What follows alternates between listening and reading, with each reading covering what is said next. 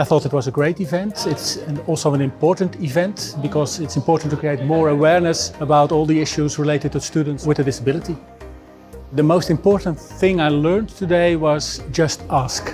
Just ask people with a disability how we can help them.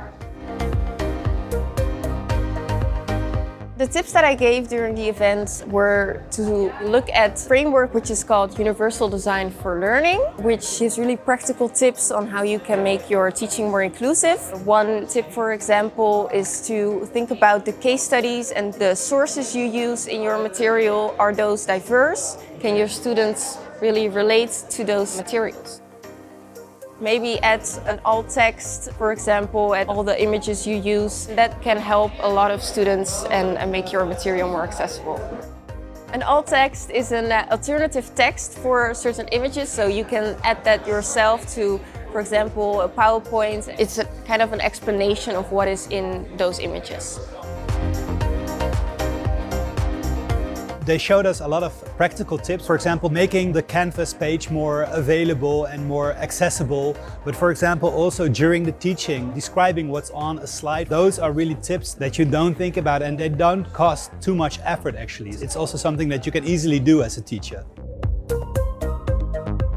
My name is Ihab, I'm 25. I'm a 6th year economics and business student and 1st year political science student at the UvA. My role during the event was as a speaker, so at the first part of the event I was sharing my experiences as a student with a physical disability. I usually only listen to the lecture because I use text-to-speech software, which means that I can't have two voices talking in my ear. That just doesn't work. If I notice something is explained very visually, or I cannot really follow the explanation because it's going too fast, I either ask a student next to me, depending on how much I'm missing, and otherwise I raise my hand and ask for clarification if I think there's room for that. I can mostly only really be focused during the first half of the lecture because intensive listening and being completely focused only works for a certain amount of time. After that, you start to zone out, even if you don't want to. What I would like to tell everyone is to at least place yourself in the position of someone else who cannot see or hear the way you can do. I think most teachers aren't even aware that there are students in the room that have special needs.